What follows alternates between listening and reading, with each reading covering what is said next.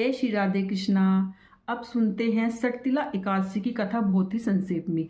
भगवान श्री कृष्ण युधिष्ठिर से कहते हैं कि सटतिला एकादशी पर हमें 6 प्रकार से तिल का उपयोग अवश्य करना चाहिए, तभी हमें सटतिला एकादशी का जो लाभ है, पुण्य लाभ मिलता है। हमें स्नान करना चाहिए डालकर तिल से, उपटन में यूज करना चाहिए, खाने में यूज करना चाहिए, दान में यूज करना चाहिए, भगवान को भोग में अर्पण करना चाहिए और सूर्य भगवान को तिल डालकर ही जरूर जल अर्पण करना चाहिए। अब सुनते हैं कथा बहुत ही संक्षेप में, शॉर्ट उसमें कथा सुनते हैं एकादशी की।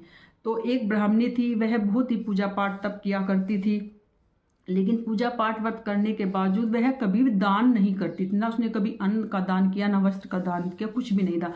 पूजा पाठ बहुत करती थी। तो एक दिन भगवान विष्णु ने सोचा कि इन्होंने जो ब्राह्मणी है बूढ़ी, उसने पूजा पाठ करके व्रत तप करके अपने शरीर को तो शुद्ध कर लिया है, उसे विष्णु लोक तो मिल जाएगा, लेकिन उसने कभी अन्न का दान नहीं किया है। तो भगवान विष्णु ने सोचा इसकी परीक्षा ली जाए। तो उन्होंने एक ब्राह्मण का रूप धारण करके उनके द्वार पर आए। उन्होंने बोला कि भिक्षा मांगनी चाहिए।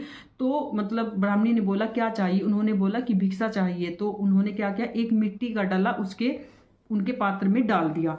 तो 1 महीना बाद उनकी जब मृत्यु होगी और स्वर्ग लोक में गई वह ब्राह्मणी, तो उन्हें मिट्टी का दान करने से एक सुंदर महल तो मिल गया, लेकिन उस महल के अंदर अन्न वस्त्र कुछ भी नहीं थे।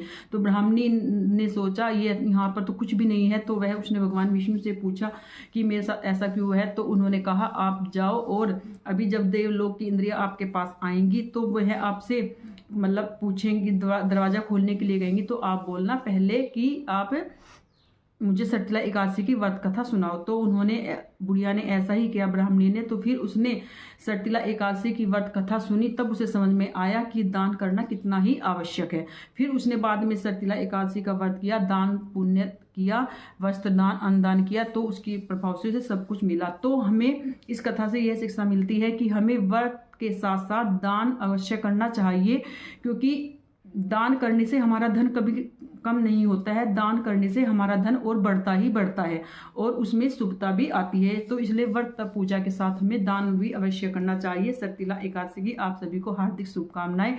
और सटतिला एकादशी पर आज आप खिचड़ी का दान ना करके तिल का दान करें। तिल का दान महादान है। तिल, गुड़, गच्चक, रेवड़ी का दान आप करें, गर्म कपड़ों का दान आप करें, और फिर आप कल सुबह खिचड़ी का दान कर सकते हैं महाद्वादशी के उपलक्ष्य में। जय श्री राधे कृष्णा।